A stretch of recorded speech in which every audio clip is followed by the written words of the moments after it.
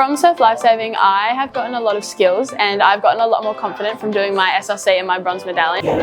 So what I get out of Surf Lifesaving is the skills on potentially how to save someone or help someone's life, and also just being around the community and hanging out with friends. Over the 2 years I've learned so much. I've gained my confidence, I've been taught so many skills, and overall it's just a great club. Kids get a lot out of it because they become more confident in themselves as a person, because they can understand and feel safe here when we're here. Even if they're not a lifesaver, the public feels safe that we're here. They feel that we get a lot of international people who have done in the past that maybe don't even speak English but feel safe because they'll swim where we are because they know that that's a safe place, Maybe when you first get here, you might know absolutely nothing and have no friends. But when you go through all the age group ranks, you make new friends and learn stuff about the beach and how to have fun down the beach. We don't play for premierships, we don't play for cups. We are all volunteers. We teach kids from a young age right through to the older age groups, and we're about saving lives and just creating a family atmosphere. So, about 4 months ago, I had an accident in the water, and if they weren't there, I was spaced down the water. I wouldn't be here right now. But Chris from the surf club switched into gear straight away and held my head steady for a good hour and a half until the ambulance got there. And without his training, I just wouldn't. If I was here, I'd be in a wheelchair. Yeah, the club social economic value is very important down here. We have community groups from all walks of life use the club. During the week, when the club's not being used to save lives, it's used for council meetings, for ukulele club. We have Alcohol Anonymous use it. We have school groups use it for fish ed. So it's about the broader community, not just for our lifesavers itself. Once a year we have a carnival down here which brings I think 1,000 competitors, of junior competitors. Caravan parks are booked out, the holiday rentals are booked out, the fast food joints, the fish chip shops all get used regularly. It brings a big money spinner to the community. So I suppose I could represent the boat owners group down this way that we're involved with the boat ramp right next to the surf club development.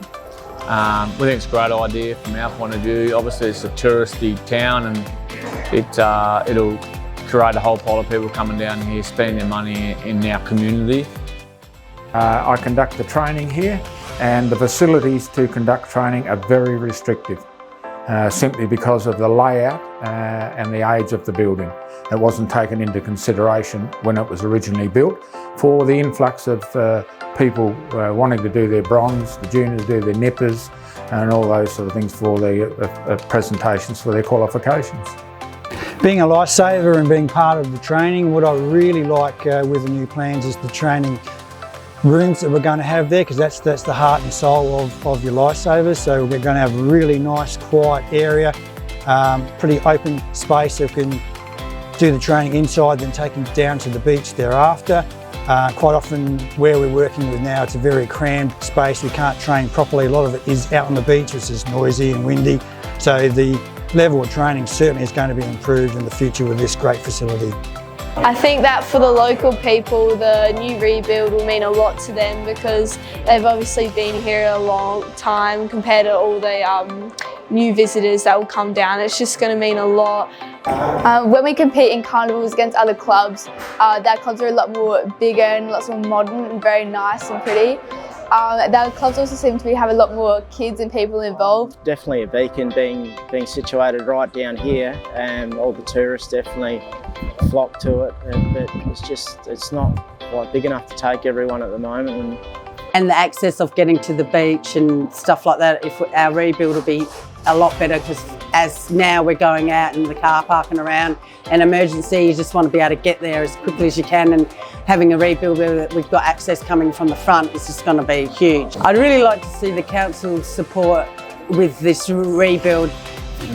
So I would love to see the funding for this club, as I've obviously been to other clubs for different competitions and everything, and I would love to see Normanville have that sort of funding and development.